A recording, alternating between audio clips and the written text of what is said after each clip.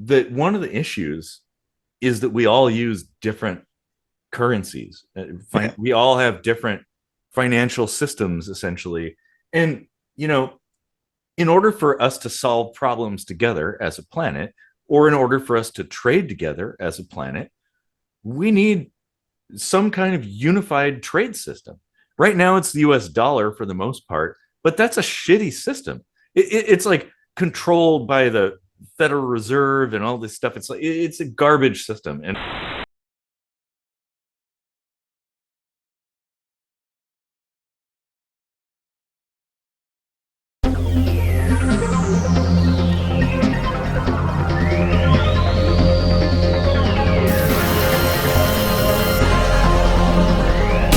Enable program deep sea diving.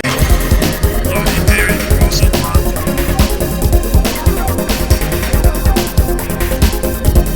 Lower PC roster.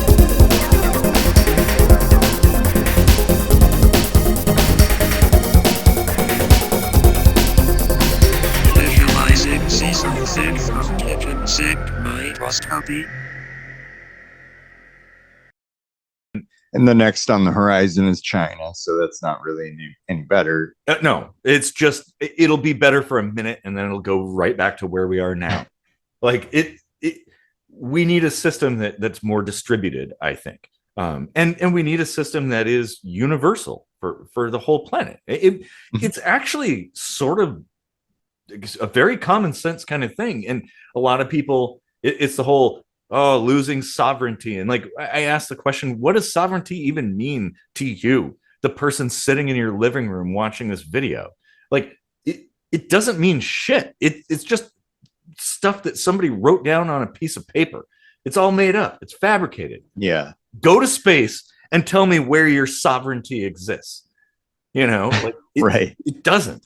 And that's the thing. It's like trying to solve problems, like big problems. It's going to require cooperation, as we've talked about before. And the best way to cooperate, like, is to have some kind of standard, like a unified standard. Yeah. Like you go anywhere in the world, you could take your phone charger, your USB phone charger, and plug it into any computer. Like Yeah. that wasn't government mandated. It was the IEC that created Right. that. And like, yet there it is. Well, why can't you just take your whatever, the money that you make working, and spend it wherever the hell you want? Why is the like, oh, because I recently bought a vinyl from another country, and I had to pay extra because of conversion uh, from Yeah. one currency to another. Like, why? It's digital. Why you got to charge me money to like move a decimal place around? Like that's fucking stupid. Like it just kind of makes sense, but it's got to be something bottom up. It can't be Yeah. something that one guy decides and is like, hey, this is what we're going to use. No, we need to Right. collaborate. We need an organization, like a group of people from Yeah. all over the place to sort of have conferences and It discuss this and come up with an it sh- idea. yeah, it should not be a fiat currency. It should not be crypto. Mm-hmm. It should be something that is based on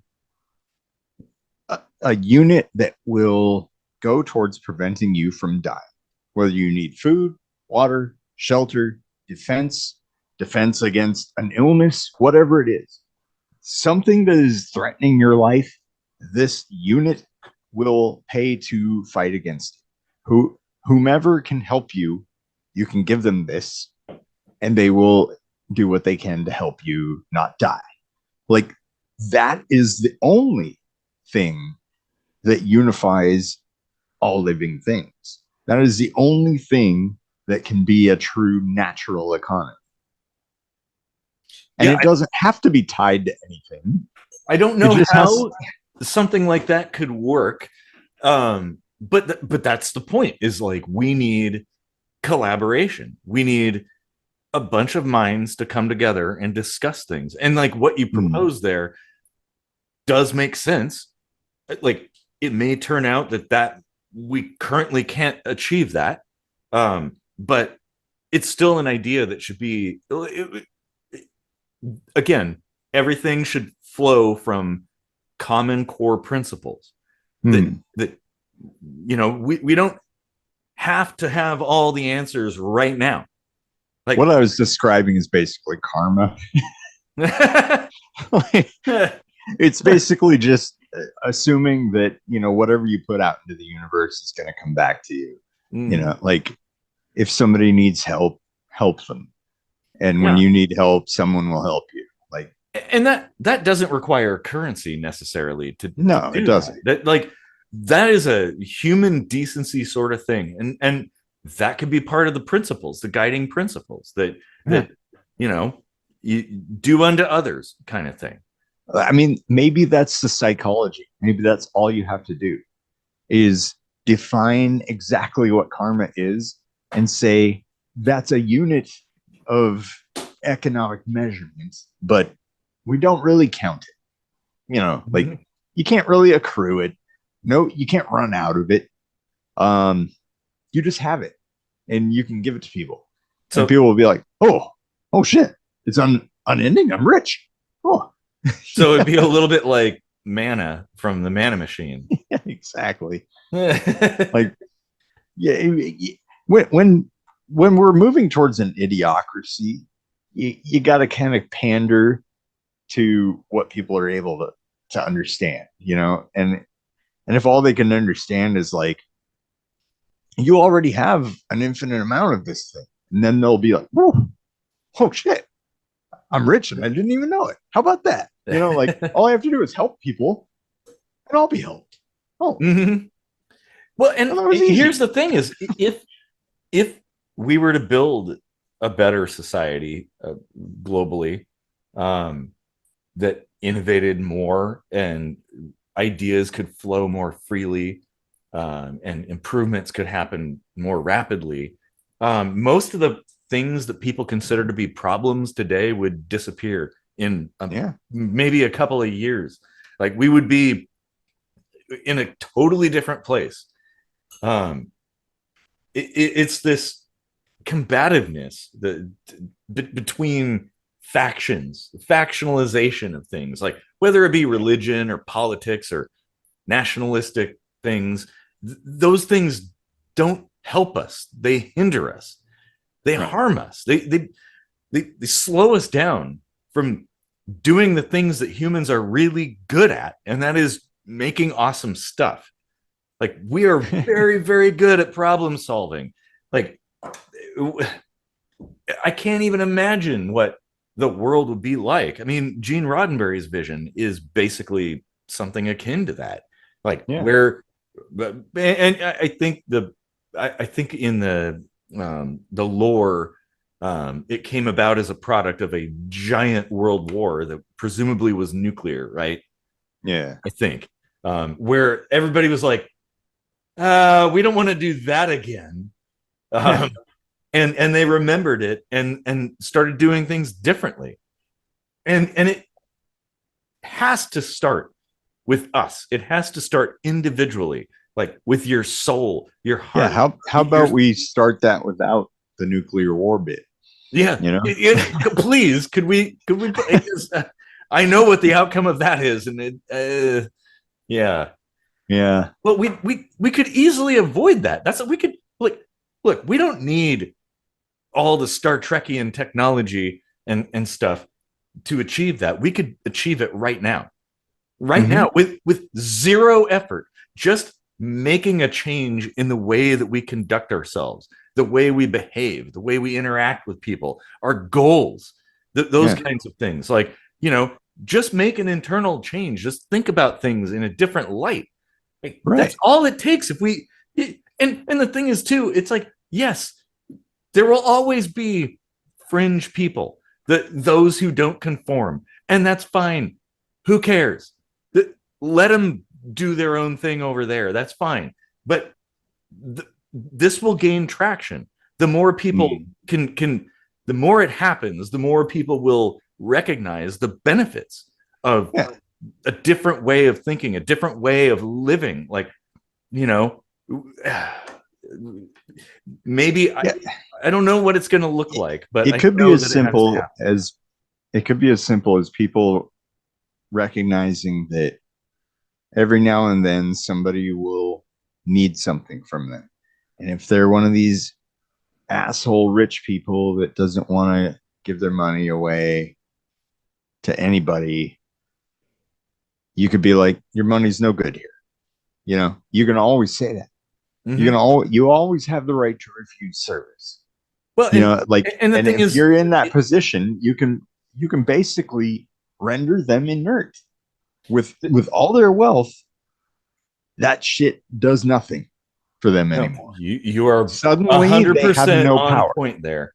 You're Suddenly 100% on. they have no power. You have no And power over me.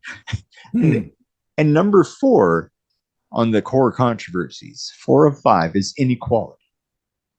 And while the Great Reset aims to reduce inequality, some argue that it could exacerbate the wealth gap, benefiting the elite at the expense of the common people.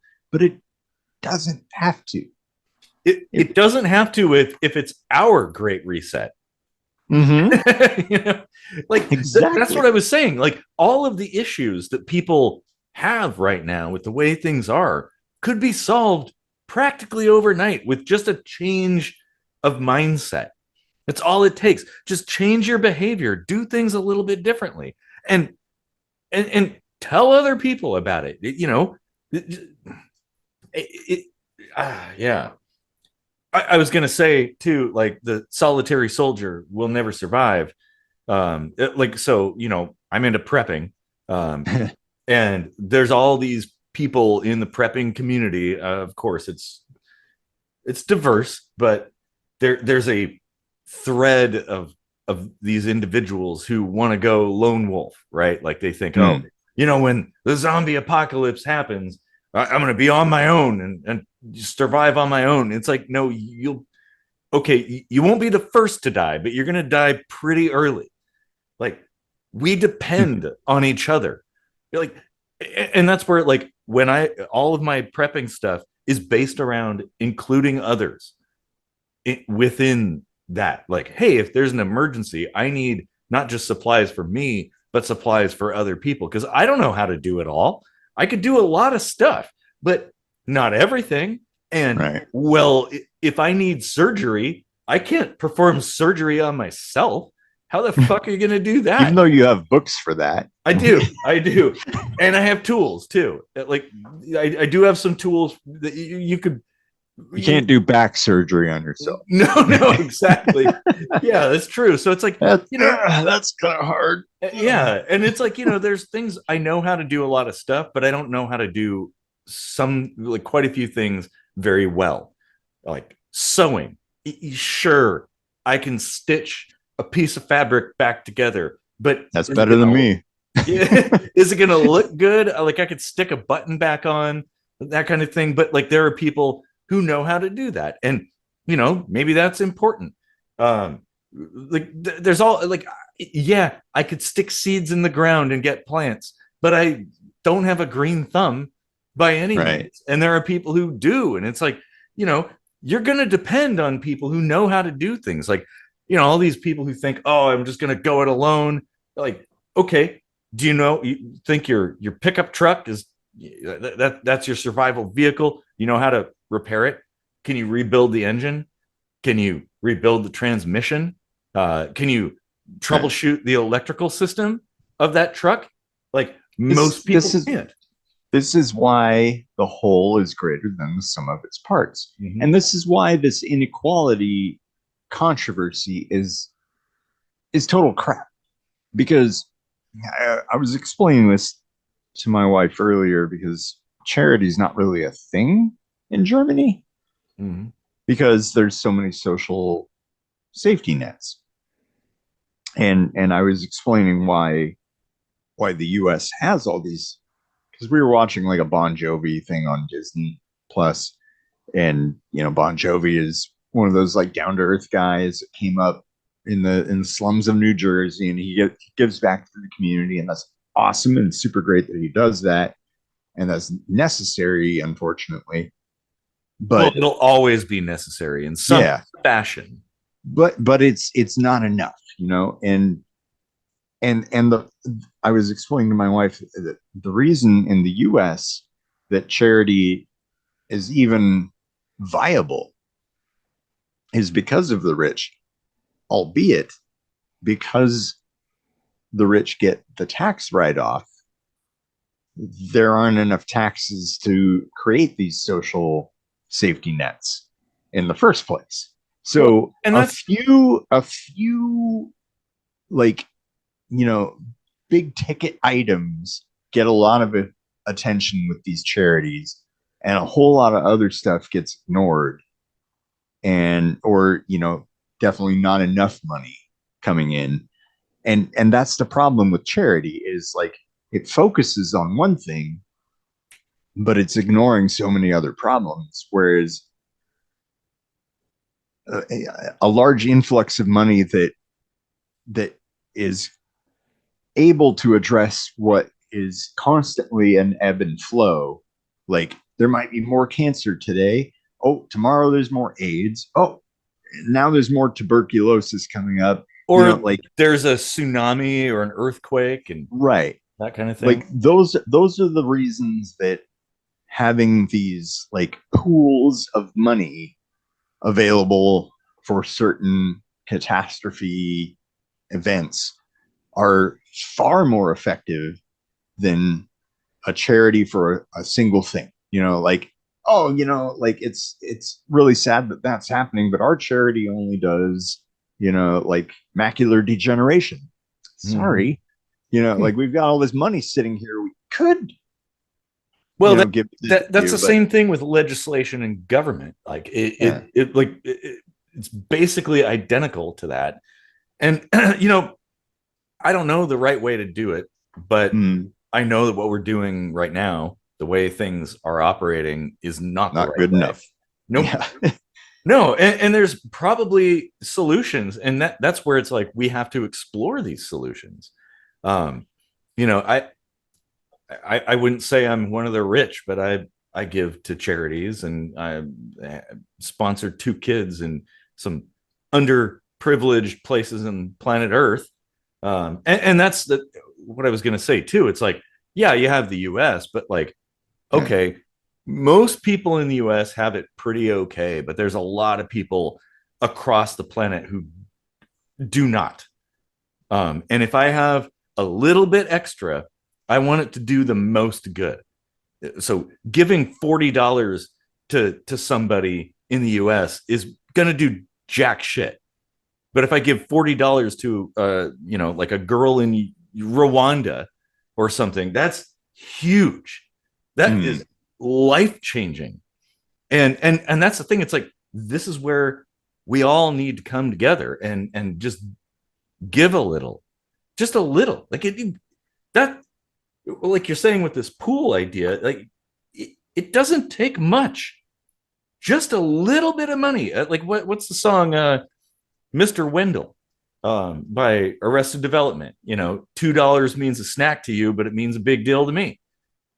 Like, just it doesn't have to be that much. If everybody gave just a little to somewhere, like we would create a mesh network of solution that would rise the tide of the earth. Well, the financial tide, I guess, or the comfort tide, not the oceans. Let's not do that. I mean, yeah, the only problem is, like I said, with putting them all in these buckets, you can't really like pour this bucket into that bucket as quickly as you need to, or at all in many cases. You're right. You're right about that. The problem there is, like, if you have this centralization, how is it managed? And how do you prevent corruption from oversight? You got to have the oversight. AI is really like what we've talked about many, many times. AI is really the only way to do that. I mean, I'm not opposed to that. I'm like, in addition to human oversight, I think that would be optimal. Because we shouldn't rely on technology, because we can't foresee what could go wrong with that, you know? Like, of course, it's not going to be like the Terminator or something, No. but something could go wrong. You It know, could. like Certainly. let's say there's an EMP or something, and then we don't have AI to handle shit, you know? Okay, Like, no, you make a very good point there that we need an organic system mhm. at the heart of things that all this is based on. So, should this disappear one day for some reason, we still know how to do things. Like, Yeah. oh yeah, we can still operate, maybe not quite as efficiently as we used to, but I mean, we'll build it again. And you know, we can still get along and trade and conduct our business with each other or And whatever. fuck. Yeah, yeah. Oh, that I mean, I'm telling you, dude, sex and trade, that's the solution. Well, Yeah. maybe that's a good point to move on to the fifth core controversy: All right. misinformation and conspiracy theories. A significant part of the controversy stems from the spread of misinformation and conspiracy theories about the Great Reset. These theories often distort the WEF's intentions and present a distorted picture of the initiative. So it almost sounds like maybe some of the negative things you've heard are misinterpretations. Could it be that there is actually a more benign intention behind this? Well, it could be, but I can also see where people are coming from when it comes to concerns about Right. the intent. Because, well, look at the track record of large organizations and governments and things like they don't exactly have a stellar track record when it comes to putting the interests of the people first. So, like, I think people are rightfully skeptical. Now, that's one of the things about being skeptical. Like, there's being skeptical, and then there's fantasizing invisible things into existence, right? Like, you know, people are really good at that, interpreting things and taking the worst possible uh, outcome as like, oh, that's definitely what it is. It's they're out there. They're out to get us. Like, well, okay, you know, here's the thing. Yeah, the elites do live in an ivory tower, but they're human beings too. They also Yeah. live on the same planet that we do. So they probably, sure, maybe their views are a little distorted, but there are a lot of people in elite circles who are good people who want to do good things. Yeah. Like just because they're like one percenters doesn't mean they're mustache twirling evildoers. Right. No, Anybody watching our show probably thinks, oh, these guys have these great ideas for utopias, but who's to say that they wouldn't just become tyrannical overlords? And it's like, well, of course they have no clue. You know, I asked two very important questions of AI just now. Who makes up the World Economic Forum, and is there any oversight built into the plan? So who makes it up? Board of trustees, influential leaders from various sectors: business, politics, academia, civil society. Okay, that's a little general, but it's also not just like, in fact, I mean, it doesn't even, like, only 25% of that is politics, right? So, okay, like academia is in there, business is in there. So you've got economics, you've got intelligence, civil society, you've maybe got some civilian oversight. Okay. Managing board, led by the WEF's president. This executive body ensures the organization's activities align with its mission and presents it to external parties. I don't know how to interpret that. huh? And then members, the WEF has a global membership network comprising business leaders, government officials, academics, and representatives from civil society. The exact same four listed in the board of trustees. Okay. And partners. Numerous companies and organizations collaborate with the WEF on specific projects and initiatives. They contribute expertise and resources to address global challenges. I mean, that can be seen in a positive way. Okay. Actually, no, I completely agree. Now, aside from the influence that it might have when it comes to the enforcers, that's the issue that I take with it. But as far as like, I don't think there's anything wrong with an organization being formed of like experts in various fields coming together to come up with solutions for things. That's probably the best way to do things, actually. Like, we got to start somewhere. And as long as it remains just an organization that provides suggestions, guidelines or something like that, then that's okay. Like, okay, let's come back to oversight, because I just asked, is there any policy regarding enforcement? It says there's no formal enforcement mechanism for the Great Reset. It's not a policy or a law. It's a framework of ideas and recommendations proposed by the WEF. As such, there's no specific enforcement mechanism associated with it. The implementations of changes suggested by the Great Reset would require government action, creating and enforcing the specific policies. Corporate adoption, businesses would have to voluntarily adopt new practices and standards. Good luck with that. And societal shifts, the general public would need to embrace new behaviors and values. And that's also a monumental task. Yeah. So it doesn't have the authority to compel anyone to act. So I don't think anyone really needs to worry about this in any capacity. Its focus is on persuasion, collaboration, and creation of a shared vision for the future. That's not so different from our channel, if you think about it. Yeah. Well, making compelling arguments, that's the thing. And I don't think there's anything wrong with that.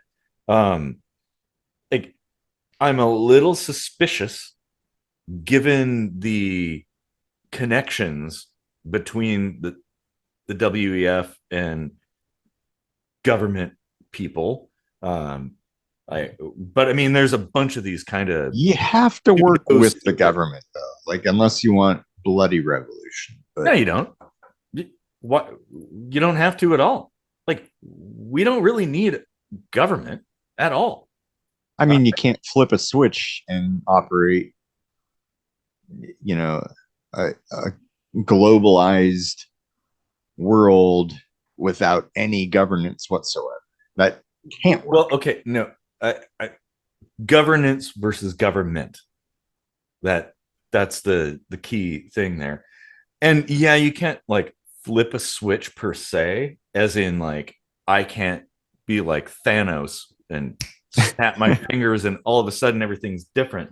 No, you can't do that. But like, it doesn't require any particular structure to exist to be able to make changes. If everybody, or if enough people have the same mindset, you can affect change immediately. You don't need some group of people to tell people, to direct people to do these things. People can just do those things on their own. Like, how do you achieve that? How do you get that message to the world in a manner and a timing that allows it to happen in a cohesive, smooth manner? I don't know. That's what you need the governance for. No, we have the internet for one. The problem is, there are certain governments and countries that prohibit the internet, though. Well, but Bangladesh being one of the new ones that even in North Korea, people there are still able to watch stuff, but I mean, at great risk. Right. Still do. And like, maybe you don't need to worry about, like I said, about there's going to be rogue entities, people who don't really align with something, or they're resistant to change. That's fine. It's okay. Doesn't really matter. It matters that most people do this, because then the ball will be rolling, traction will be gained, and it's kind of hard to stop that momentum at that point. So what if there was a global social media movement to apply a certain time bomb pressure to their governments and say, we will initiate violent, bloody revolution in 5 years if you don't make moves towards transitioning the world into a globally harmonized system of oversight, checks and balances, working toward the greater good of the planet.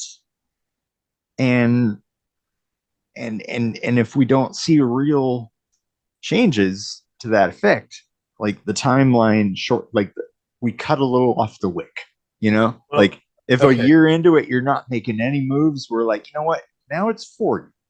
Okay, well, hold on. 3 years. I would ask this question: why do we have to ask permission of the government? Why are they? Why are they even relevant? Because it's part of nature to cooperate with the entities that exist in our way. Like Okay, you don't tell the mountain, like, hey, I don't feel like climbing you today, you better bore a hole, or I'm just gonna. But it's not a mountain. It's not a mountain. It's a picture of a mountain that just says mountain underneath it. Like, it's fabricated. It's an illusion. It's like, here's the thing. It's not an illusion, though. It's not. It has real power. It has very real power. Okay, let me ask you a question. How does it have power? With control and fear, which it has very much of. What does it control, and why do people fear it? It controls its government, or its military. The government controls its military, and therefore has the power. Who's the military made up of? People that are brainwashed into thinking their government is the best in the world. Well, I'll tell you one thing. When coups happen, the military tends to side with the people. It's the police. I bet it wouldn't happen that way in the US, though. Well, but okay. The point is, the only enforcement that exists is somebody telling another person to do a thing. If that person or all those persons say, like, I'm not going to do that, then what do they got? Where's the fear? Where's the enforcement? What can they possibly do? Like, one dictator being like, go kill all those people, and nobody raises a rifle. What then? One person gets killed. And that's the thing that scares so many people into compliance. Well, but that's what's happening in Russia right now. Like, you can't just say, like, people will definitely die to allow other people to not be oppressed. It's like, it's not that easy. I know, but my point is, that's how power is real. Well, I mean, sort of. It's only real in as much as you allow it to be real. It's going back to, but that's like an oversimplification, because no. My point is, because death is a very finite, like, end to things. Like, it's a very compelling threat. I know, but my point is, if you change the hearts and minds of the populace to the point where they no longer want to participate, because it is their participation that creates power. Like, that's it. It's you and I playing this game that makes that power materialize. It doesn't actually exist. Like the president of the US has It doesn't matter if it zero power. actually exists or not. It exists in the minds of people. That It's very real. It's very Exactly. controllable, and you're able, like, whether like that's like saying like a nervous disorder isn't a real thing. It is a real fucking thing.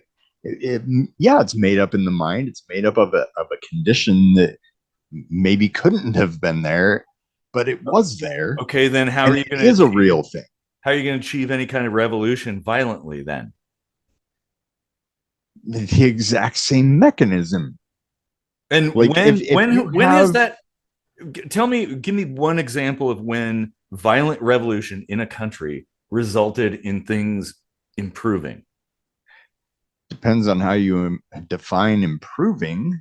I mean, like the American Revolution has led to over 200 years of America being the world power. If you define that as your marker of success, then it actually worked. But I wouldn't say the US is a fantastic place. No, everything is awesome. But like the French Revolution, Putin is only doing what he's doing through the fear of death. His soldiers don't want to die, so they'll kill other soldiers that aren't doing what they're supposed to do. That works. That's effective. That's because how do you combat that? The point is it's like you can't get past this idea that power is real. Like you want to think that, oh, it's as simple as just change your mind and it all vanishes. Well, it's like that may be true technically. Well, you're thinking when it comes to actual real life consequences, you will die for changing your mind. So you're thinking individualistically in that regard. And yes, one person can't affect change. I have no illusion that I can just simply think differently and the whole world is going to be different. No, obviously not. I'm not oversimplifying. Like I thought about this quite a bit. That people coming together is what a revolution is. It is, but like, if you want to really affect change to make the world actually a better place, the mindset needs to be totally different than it's ever been before. And that's kind of what I'm getting at, is like, we need to think not about our country or our city or the skin color of the people that we cohabitate with in a locale or a language or something. Like, it needs to be something planet-wide. And once you look at things in that light, this is the thing. It's like, okay, it isn't going to be an overnight thing. We can't, there's no way. Absolutely not. It has to be grassroots. It's got to be something where people have conversations and slowly mindsets change. And one thing we can agree on is you can't just overthrow something and replace it with the same shit. No, because it's going to end up being exactly as corrupt as it was before, if not worse. You definitely have to have a group of people that are willing not only to take all the sacrifices and risks that come with, making the hard cut, like saying this needs to stop now and it needs to be replaced with something better. Yeah. And then actually build that better thing, and not just the same thing with different opinions, well, that's kind of one of the things that I was thinking too, is like, yeah, you can't just say, well, I don't want this, so I'm going to get rid of it and everything's going to be awesome. No, you have to have a plan. You have to have principles. There's got to be sort of a construct that you're going for and stuff. And that's when revolutions time and time again happen and fail, or they succeed, but then they fail. And and we're left in the same boat.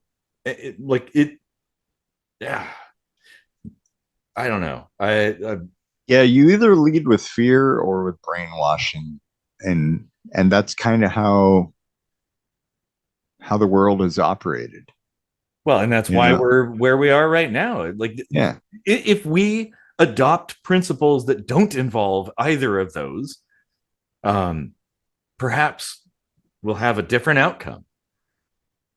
That the fact is, like I said, okay, if let's say somehow I'm like Mr. Beast and I have 100 million subscribers and I can get everybody on board with my ideas. Somehow I convince them through discourse, and and they talk to their neighbors and their friends, and I'm like, just stop participating, just in the US alone, right?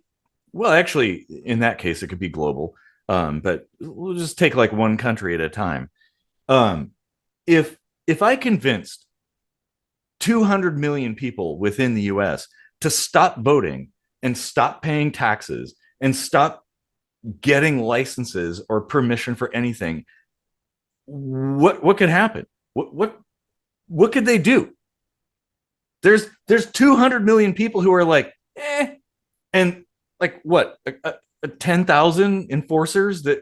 But how do you stop paying taxes in this day and age where if you want to get a job, you have to provide certain information? If you don't get the job. But the employer, if you do, you're paying tax. But your employer might also be on board too, and they might not even care. They're like, whatever, pay in whatever currency we've decided on or something.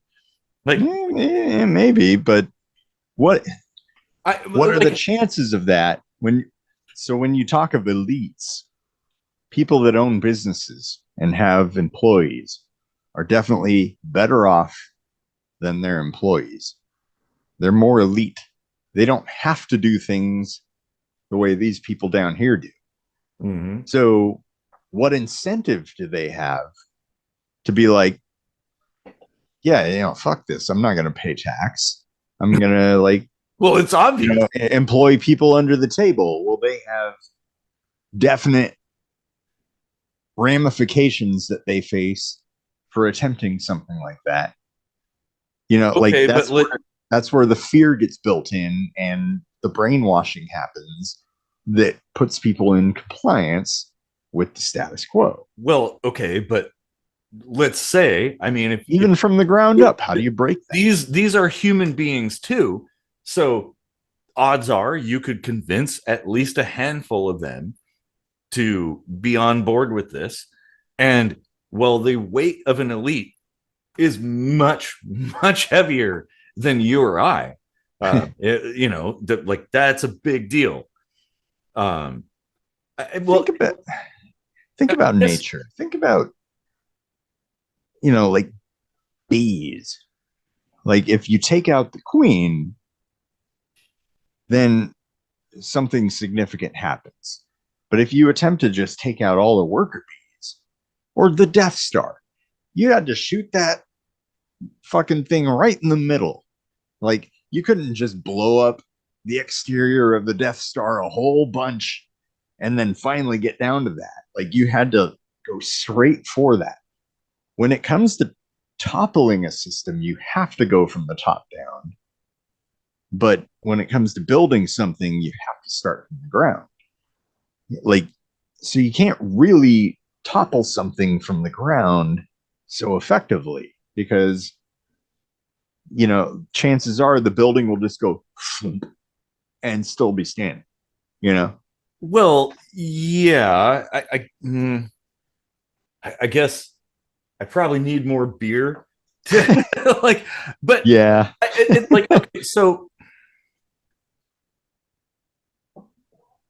I'm still of the mind that these systems of government and control are fantasies, that they only exist because we believe they exist. It's like the movie Inside Out or Labyrinth or something. Like, Yeah. we dream them into existence, and it's our continued faith that keeps them running, keeps them Yeah. alive. As But soon that's as still real. well, of course it is. Yeah, of course it is. But if you change that, if you stop believing in Santa Claus, then Santa Claus doesn't exist anymore. But so many other people still do believe in Santa Claus. And even if they don't know, or even if they know Santa Claus doesn't exist, they still propagate the lie. But it's just like religions too. Yeah. Like, now I'm not really a religious person, but I do believe in like the force. I think there's something out there, but I don't think it's anything that any organized religion specifies. Like, yeah, they have some cool stuff in some of their books, interesting things, like good lessons, but also some bad lessons. Um, it, but like, believing that God exists doesn't make God exist. Enough, like, it doesn't matter how many people believe it. Right. You can't believe God into existence. And the same thing with government. It's just faith. It is a fanciful creation of human minds. Like, we've dreamt it up and we believe in it enough to play the game, to go to church, to tithe, and whatever we do. If people aren't already aware of this, the Wizard of Oz was actually a political statement. Yep. Exactly. And it's very much, the man behind the curtain. Mm-hmm. And it does show that the power is real, even in the first movie, Mm-hmm. when that power is shown to be a figment of the imagination, it still persists through other books. And like,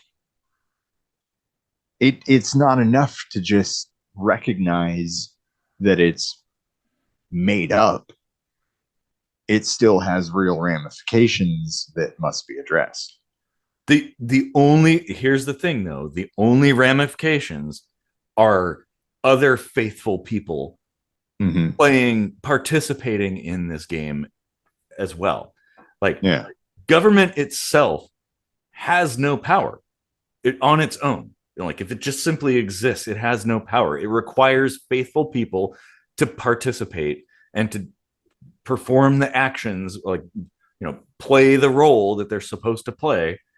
But if they decide, I don't want to play this game anymore, then what do they got? That's my point. It's like, okay, I don't think it's possible to change things overnight. But I don't think it's a good idea to change things before we've evolved enough mentally to be able to just dismiss this entirely and go on living our lives in a better way. Yeah. Even crypto, like 99% follows the stock market. Like, it's not really a separate thing anymore. No, because of the whole dependency on conversion, yes, like that, right. And that was inevitable. Like, crypto, of course, was going to become bullshit. Yeah. Like, and it is bullshit now. Like, it's nothing. It won't go anywhere. Well, it's bullshit, and then it's something that's a fantasy, and its only value is in what you can trade for fiat currencies. That's it. Like, it, but I mean, it's a medium of exchange still, nevertheless, just like fiat currencies. Like, we need something like that. There has to be a way to convert matter. It's not nearly ubiquitous enough, though. Like, no, but had it really latched on to grassroots movements and little local companies and stuff like that, but like, none of that ever happens. You never see signs saying we accept crypto. even one specific, we accept Bitcoin. You never see any of that. Not, Any not of that. in, So not in like mom and pop shops. crypto can never ever get a hold on the global market. Well, You know? it could, but that is like one branch on the tree of this sort of Yeah, concept. It's missed there's the a window lot. though. It's so interwoven into I have crypto and I have some stocks and they do the exact same shit. Like I'm like, what's the point now? Like, Well, because you're what do they do? Are there it's not more, diverse anymore. are there more bitcoins being existing or de-existing, or are you comparing it to US dollars, the up and down? The it doesn't matter. Like the graphs are exactly the same. When you lay all the graphs over each other, you're doing the same shit. When But one then, goes up, the other goes up. When one goes down, the other goes down. yeah, Like, there's no difference. People are trading it like for in exchange for fiat currencies and stuff. I mean that's obvious that would happen. It doesn't mean it is a useless currency. But that means supply and demand is bullshit. No, it's not. No, in fact, that is why those things go up and down. But that's aside from if there's only so many Bitcoin, mm-hmm.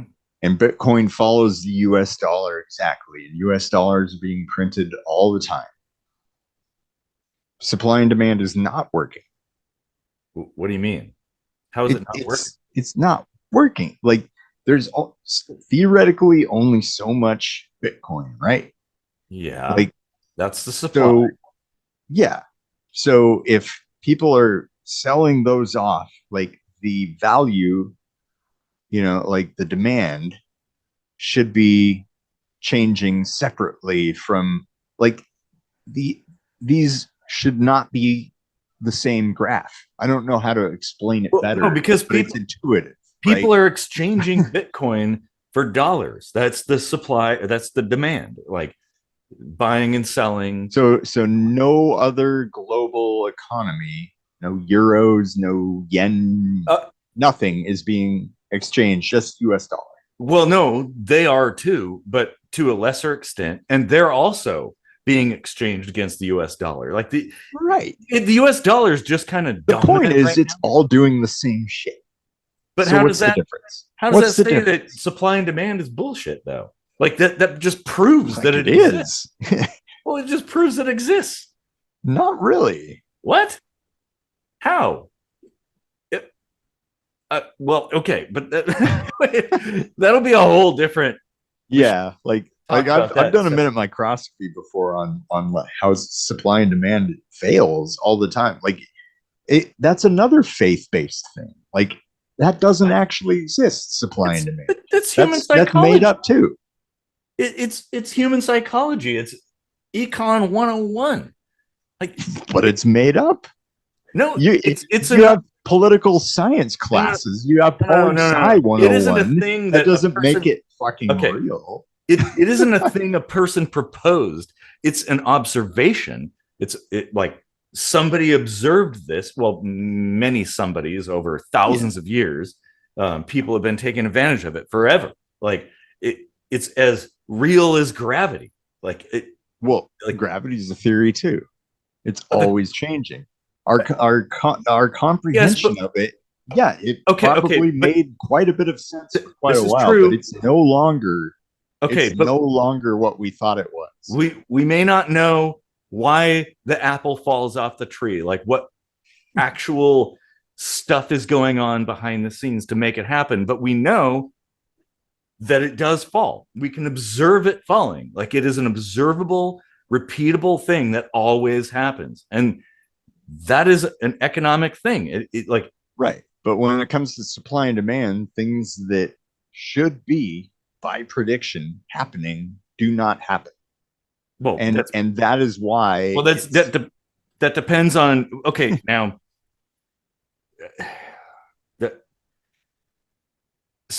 I don't know exactly what you're referring to there. But I mean, it is a calculable, real House prices, for example.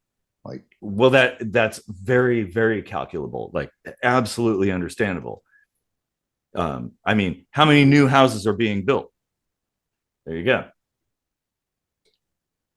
Compared to how many people are moving into an area or want to live in an area. Like, I mean, that actually perfectly demonstrates that. what does that new houses have to do with supply or demand? What? There's The tons of supply empty are houses. the houses. Yeah, but you don't have to have a new house to have supply. Well, you see no. what I'm saying? Like, there's a bunch of empty houses. There's enough empty houses to put every homeless person in America into that house. That's actually not true. It is true. Well, but okay, hold on. Just because a house is empty doesn't mean it's for sale. So there is that. Yeah. Well, if your sale definition doesn't include like auctions, maybe, but like if a house is vacant, it's not because somebody continues to pay their mortgage and doesn't live there or rent it to somebody. Like, well, okay, who's doing that? That would be dumb. Well, it could be. I guarantee you, no one's doing that. It could be dumb, but people still do it. Like, maybe they die and their estate keeps paying it, and nobody inherited anything. But that's very rarely. Well, the question is, does my neighbor across the street have access to the empty box in my garage? Huh? It's okay. Like, we're getting way off tangent. But I mean, I think it's relevant. But anyway. Yeah. Well, I'm out of beer. Yeah, and we're like coming up on 2 hours too. Yeah, but this particular tangent is really interesting. I think we should talk about it more, honestly. I think so. Yeah. But it is relevant to things. Comprehension of these forces is going to be important if we really want to affect change. Mm-hmm. Especially the economic angle of this whole great reset. Like, I think a large part of that is going to be resetting the economy. Like, I've said that before. Like, we can't continue to do things the way we're doing them with the economy. I agree, and especially when it comes to currencies like that, like who holds the cards, who controls what's going on, like that like we do need to begin again. Honestly, like, are we going to get it right this time? Is it going to be that one episode of TNG where they kept on what's his name from Cheers kept coming through the cause and effect. Yeah. Like, I mean, how many times this is the thing. Well, we've all come up in generations that only knew these fiat currencies. So like our whole comprehension is based off of a limitless supply of money being made available so that people can hoard it all they want, and the government will just print more for us. And that's, how things have kind of gone globally. Well, and even just the US. The problem with fiat currencies is hoarding. Your money bin gets smaller and smaller and smaller over time, the longer you hoard it. So there is that. Not small enough to the point where it hurts you. Well, it hurts most people. Well, yeah, it does hurt most people, but people hoarding it doesn't impact them whatsoever. But then them hoarding it doesn't impact me. I don't care. I care about the printing, the creation of more money. That's what hurts. Definitely impacts you when you go to the grocery store, when you go to the gas station. Wait, like, what? Wait. The amount of money that you earn from your job. Well, no, wait. We were talking about hoarding. Yeah, hoarding. The hoarding is creating one person having a money bin full of money impact me in any way? Because that's not in circulation. It's not contributing to the economy at all. Well, It's contributing to that one person's wealth. This is definitely gonna have to be an episode that we're That is the most important thing. I would argue absolutely not, but that's where like and that's we what need to make baffles this me an the episode. most about your approach to economics. Like, not being a rich person yourself, you defend to the hilt the ability of somebody to just put all their money into a sock under their bed and have it do nothing. No, while the government prints more to make up for that not being in circulation. No, they're not. I don't. The two are tied. I'm inextricably. Like, no. I don't defend anything like that. Like, it's just what people do.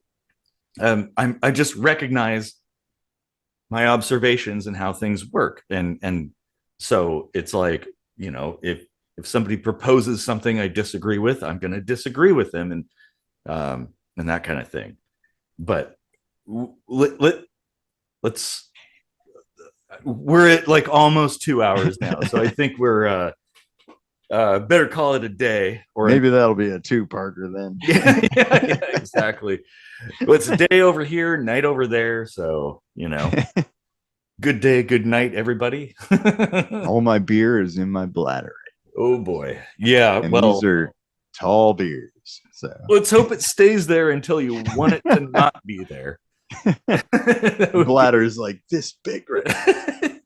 Coiled spring waiting to go boing. Boing. Or yeah, sploosh. Sploosh, exactly. That was the word I was looking for. Oh man. Okay, well, this is a good one, and I think we're gonna have to come back to just like the Great Reset concept in general, because I think like there's a lot of things that we align on, and there's probably things even the people who take issue with this concept would align on. Well, maybe a good closing statement is the last thing here that AI has said. The focus of the Great Reset is on persuasion, collaboration, and the creation of a shared vision for the future. And I think that's something we can all agree on as being a good thing. That's actually what we do on this channel too. Exactly. Yeah, man, we've come full circle. How to get there, you know? Yeah. Awesome. Leave in the comments how you think we'll get there.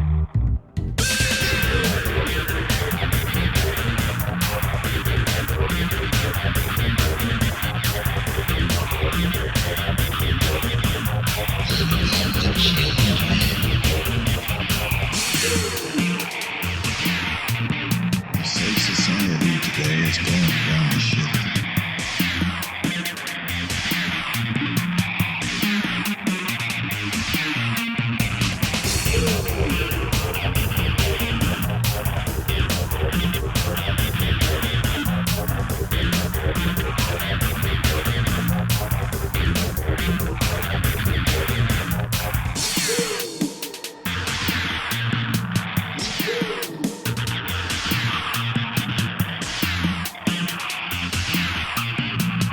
Society